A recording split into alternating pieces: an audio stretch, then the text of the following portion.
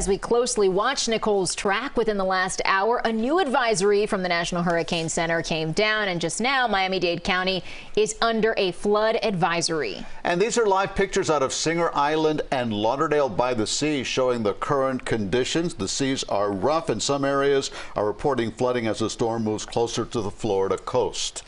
And CBS 4 has you covered on this storm from south to central Florida, with our crews spread out all across the state, and our next weather meteorologists are walking through what to expect from Nicole.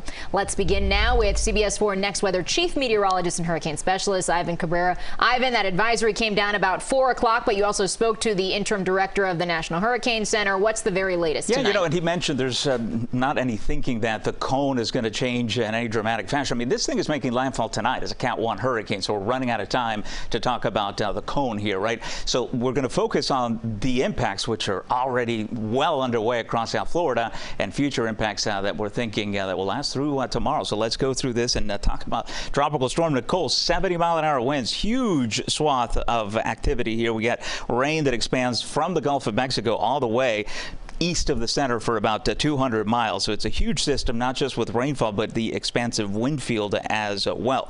This is the latest cone, and we'll zoom in so we can pay attention to what's going to be happening across our area here for tonight. Again, the landfall expected somewhere just to the north of Palm Beach County up towards Brevard. That is going to have to be pinpointed because the center at that point will be important, because on the northern side of the storm, as you know, that is where we have the biggest storm surge. I don't think that's going to be a huge issue for us now. In fact, we'll go through some of the advisories. There's that tight shot there.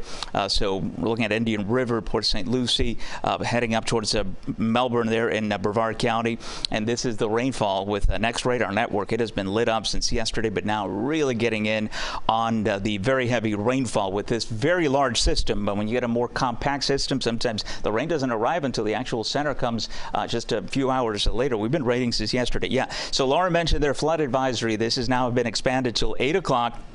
Continues from Pompano Beach down to Little Haiti because of the rain that's already fallen, which in some cases has been 1 to 3 inches. Overall, we're looking at a flood watch, which just means conditions are favorable for what you're seeing there, with not just flood advisories. We could be looking at some areas flash flood potential, which is, of course, something more serious where the rain comes down very quickly. The other thing we have to talk about is the wind. We have lost the tropical storm watch for Miami-Dade. Miami-Dade no longer has any tropical alerts, whether that be tropical storm watch or warning. What we do have is a wind advisory for gusts anywhere from 30 to 35 miles an hour. That could come up a little bit. I mean, that's just the general range. We could have a few isolated areas where we could pick up with these bands that you see here, bring gusts in excess of 35. But that's the general rule here for the remainder of tonight. And you'll continue to see this bands. I mean, look at where this is coming from here, again, from the core of Nicole just to the north and east. But that is about as south as this thing is going to get, right? There's the wind field there. Nicole is going to continue making just kind of this turn towards the north and west. It's really not going to drop south at this point here. That is done. Look at the wind gusts that continue with these rain bands. This is going to be an issue for the overnight hours, even through tomorrow morning. So let's get to Cindy Pressel and go hour by hour and check on that for you now. I think this is a night where you just want to stay home and watch CBS 4, right? Because, oh, this rain is not coming to an end. It's just going to continue.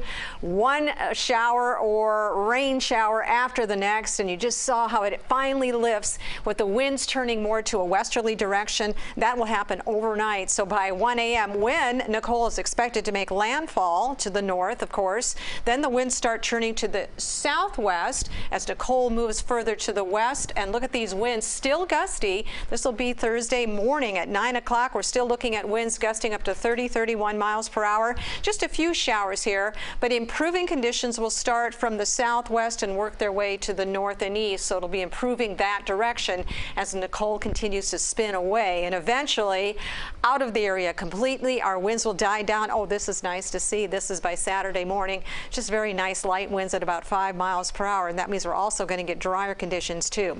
So impacts, strongest winds come in with these squalls. If you've been out today, you know that the winds are fairly calm at 1 minute, just like Naja said just a bit ago, and then all of a sudden, whew, there it is in your face. You've got that rain just coming in sideways. Very windy conditions, 25, 35. We're going to continue to see wind gusts up to 40 miles per hour with these squalls that come in. Heavy rain bands. That's the bands that are spinning around the core of Nicole right now. The core of Nicole is about 100 miles off the coast, so it's making a beeline toward the Florida coast, going to make landfall around midnight or after that, somewhere around the Vero Beach area. So that coastal flooding, that's going to be a threat.